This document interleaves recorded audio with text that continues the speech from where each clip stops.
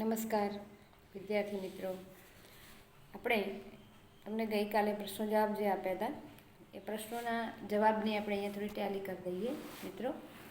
તો અહીંયા જે પ્રશ્નો છે એમાં કે છે જે જવાબની અંદર government requires ₹100 crore to implement this scheme. પહેલો જવાબ છે government requires ₹100 crore to implement this scheme. ત્યારબાદ બીજો જે એમાં પ્રશ્ન છે 24મો, એમાં કહે છે in gender ratio India's place is 41st in the world. In gender ratio India's place is 41st in the world. ત્યારબાદ ત્રીજા નંબરનો જે પ્રશ્ન છે એમાં જવાબ આવશે the census data of 2011 made the government think that it was a matter. ફરીથી the census data of 2011 made the government think that it was a matter of great worry that girls were 918 against 1000 boys. It was a huge drop in the sex ratio. કે છે આ બહુ મોટો જેવો જે જાતિનો જે ક્રમ છે એમાં સૌથી મોટો અહીંયા જે ડિસ્ટન્સ દેખાય છે, ગેપ દેખાય છે. એના પછીનો પ્રશ્ન છે the purpose of the scheme Beti Bachao Beti Padhao. જે સ્કીમ છે બેટી બચાવો અને Beti Padhao was to generate awareness as well as improving the efficiency of welfare service for woman and girl child in the Indian society.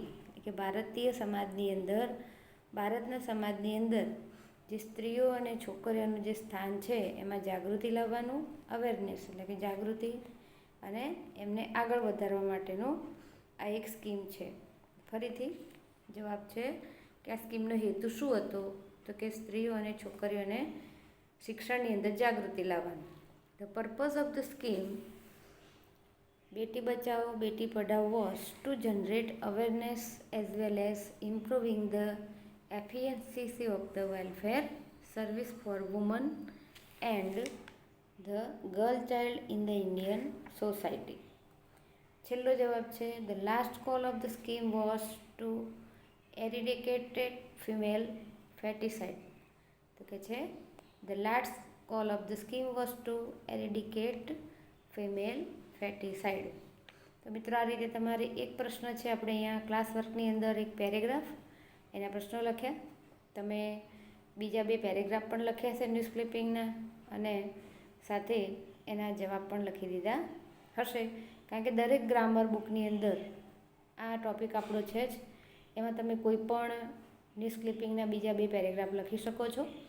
હવે મિત્રો આના પછી તમારો બીજો એક ટૉપિક આવશે જેનું નામ છે ડેટા રાઇટિંગ. તમારે જો પેરેગ્રાફ ન લખાયા હોય તો તમે એના માટે સ્પેસ છોડી દો અને નવી જે ડેટા રાઇટિંગ છે નવો ટૉપિક એનું ટાઇટલ આપી દો. તો ડેટા રાઇટિંગ લખ્યા પછી આપણે એમાં જોવાનું છે કે ડેટા રાઇટિંગ એટલે શું.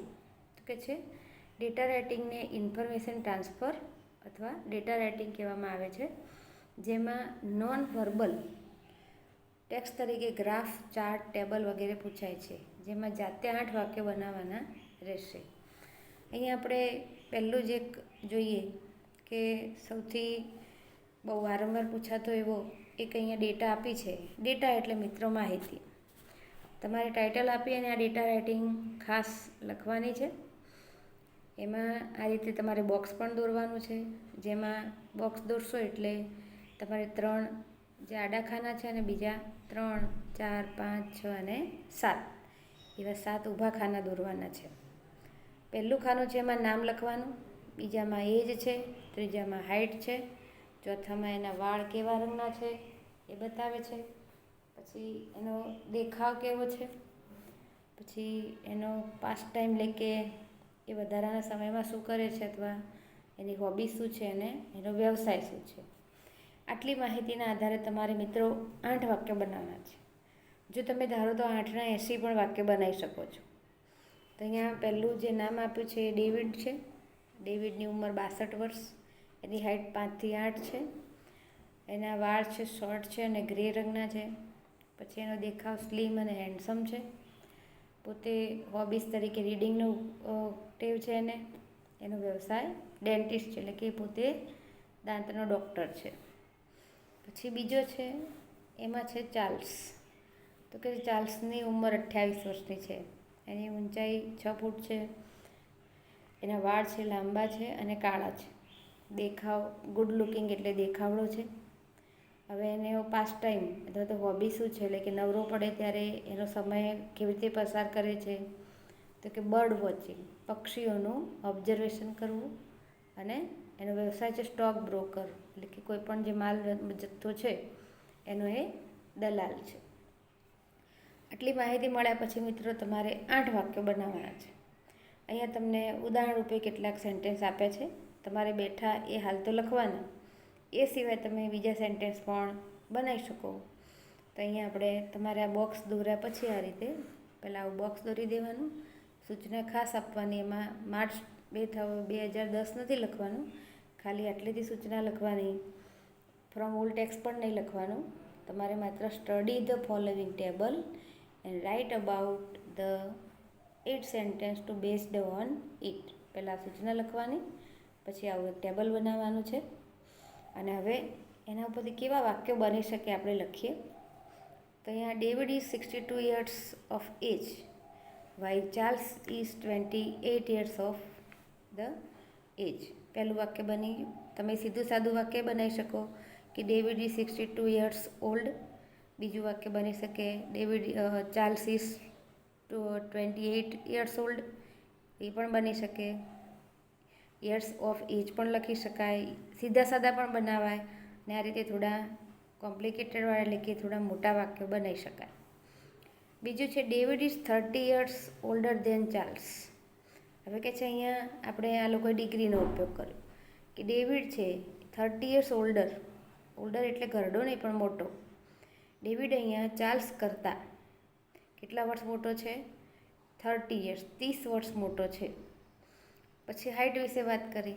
તમે આ વાક્ય લખી દેવાનું. પછી લખવાનું Charles is taller than David. હવે ચાર્લ્સની ઊંચાઈની વાત કરી તો એ હાઇટ 5 થી 8 છે અને જ્યારે ચાર્લ્સની 6 ફૂટ છે. તો કે છે અહીંયા Charles is taller than David. પછી એના વાળની વાત કરી છે. David hair short grey hair. એવું વાક્ય પણ લખાય. અહીંયા 2 વાક્યો સાથે લખ્યા. David hair short grey hair while Charles hair long black hair. મિત્રો, માહિતીમાંથી જ તમારે લખવાનું છે, પણ તમે જ્યારે વાક્યો બનાવો છો ત્યારે અહીંયા જે ઇઝ છે, હેઝ છે, એ ટુ બી ફોર્મ કે એને કનેક્ટેડ વર્ડ લખતા નથી, એટલે તમારું વાક્ય ખોટું પડે છે. એટલે આ ડેટા રાઇટિંગ આમ સહેલી છે, પણ થોડી એવી નાની વાતોને ધ્યાનમાં રાખો તો તમને એમાં પૂરા માર્ક્સ મળે છે. હવે વાત કરીએ છીએ દેખાવની. તો એક છે David is fairer than Charles.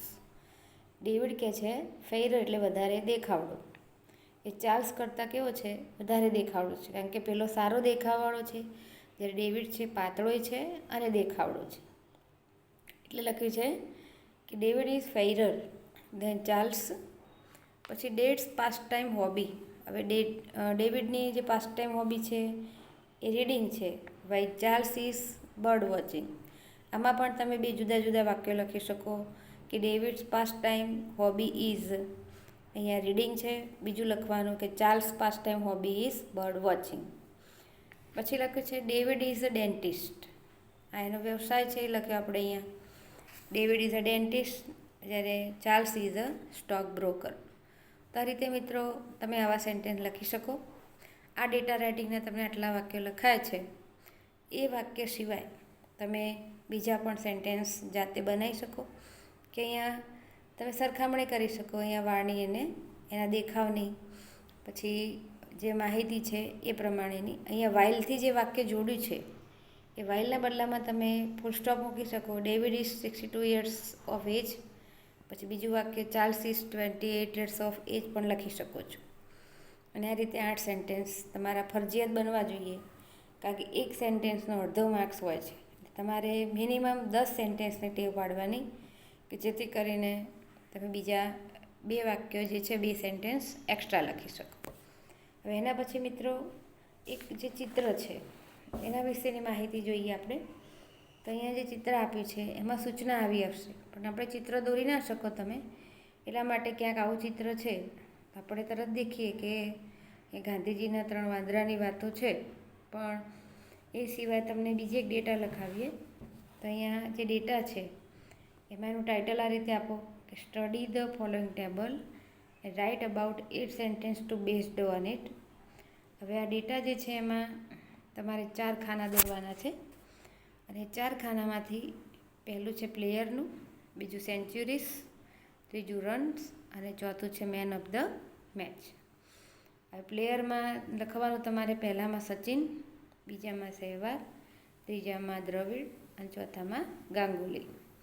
હવે સચિનની સામેની કોલમ જેમાં સેન્ચુરીમાં ડેશ છે અને run 340, man of the match number 1. સહેવાગની અંદર સેન્ચુરીમાં 1, રન્સમાં 250, મેન ઓફ ધ મેચ 1 વખત. પછી દ્રવિડ છે એમાં સેન્ચુરીઝમાં 2, run 400, man of the match 2. પછી ગાંગુલીના અંદર ડેશ છે સેન્ચુરીમાં, રન્સ છે એના 150, મેન ઓફ ધ મેચ એમાં છે 1. હવે મિત્રો આ જે બોક્સ તમે આ રીતે દોરશો એના પછી તમારે સેન્ટેન્સ લખવાના આવશે. આ પણ તમારે ફરજિયાત નોટબુકની અંદર ડેટા રાઇટિંગ નંબર 2 કરીને લખવાનું છે. હવે પહેલું છે અ fantastic cricket tournament was played in India last month. આ સેન્ટેન્સ તમે જાતે ઉમેરી શકો, પણ એ સિવાય આપણે ડેટા રાઇટિંગ છે એટલે આ પણ લખવું કે 4 players from India played very well. અહીંયા 4 પ્લેયર્સની વાત કરી છે. The best batsman who scored in the highest run and more centuries was Dravid. બીજું લખ્યું છે the best batsman who scored the highest run and more centuries was Dravida. Beside Dravid, 3 other batsmen also hit the અહીંયા handsome run. handsome એટલે સુંદર નહીં પણ સારા run. They were Sachin, Sehwag and Ganguly. They scored 340, 250 and 150 runs respectively.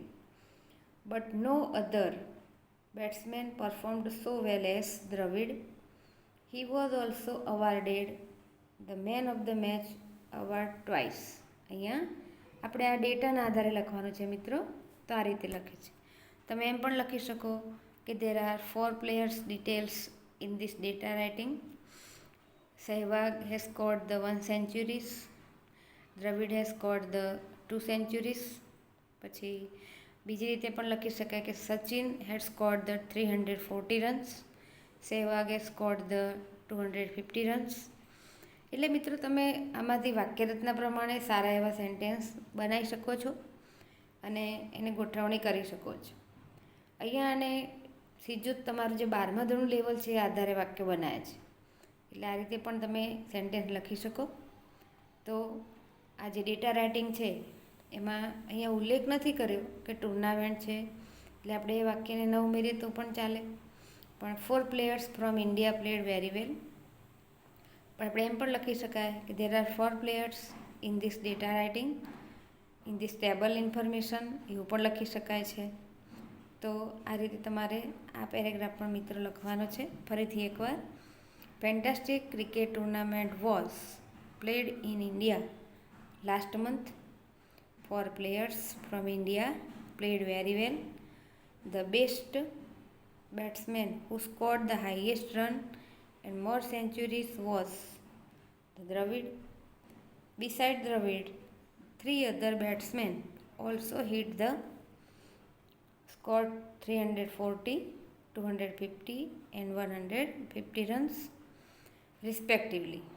But no other batsman performed so well as Dravid. He was also awarded the Man of the Match award twice. એને કહે છે 2 વખત man of the મેચનો જે award છે લીધો છે એની વાત કરી છે. તમે અહીંયા સચિન છે, સહેવાગ છે અને ગાંગુલી છે એમાં પણ લખી શકો કે Sachin has એવોર્ડેડ, the man of the match, first time. પછી એવી રીતે સહેવાગનું પણ લખી શકાય છે. તો મિત્રો આ રીતે આપણા વાક્યો બનશે. તો અહીંયા 2 ડેટા રાઇટિંગ વિશે આજે તમને જે સમજાવ્યું છે ખાસ મિત્રો લખજો. આ 2 ડેટા રાઇટિંગ ફરજિયાત તમારી નોટબુકમાં હોવી જોઈએ. પહેલી ડેટા રાઇટિંગ છે એ આપણે અહીંયા જે હાઇટવાળી છે, દ્રવિડ અને ચાર્લ્સવાળી છે. ત્યારબાદ અહીંયા જે આવશે એ ડેટા રાઇટિંગ તમારી જે છે આ ક્રિકેટવાળા 4 ખેલાડીઓની રહેશે. હવે તમારે જાતે બીજી 2 ડેટા રાઇટિંગ આ રીતે ચિત્ર જે છે એ દોરીને પછી જ નીચે સેન્ટેન્સ લખવાના રહેશે. એટલે તમારે 4 ડેટા રાઇટિંગ તમારી નોટબુકમાં થશે જે ફરજિયાત લખવાની રહેશે. તો મિત્રો આટલું કામ ચોક્કસ કરશો કે જેથી કરીને તમે કંઈક નવું લખી શકો. અગાઉ કોમ્પ્રિહેન્શનનું કામ હવે આપણે તમને થોડું આપીશું. એમાં બીજું એ રહેશે કે આના પછી તમારે જે એસે રાઇટિંગ છે એટલે કે પેરેગ્રાફ રાઇટિંગ, એ પેરેગ્રાફ રાઇટિંગમાં તમારે મિનિમમ 2 નિબંધ લખવાના છે. 2 નિબંધ કયા લખવાના છે તમે આ કામ પૂરું કરશો એટલે તમને આવતા લેક્ચરની અંદર જણાવીશું. એટલે ગ્રામરની જે ટેક્સ્ટ બુક છે, ગ્રામર બુક છે, તમે તમારી પાસે ચોક્કસ અવેલેબલ રાખશો. Thank you.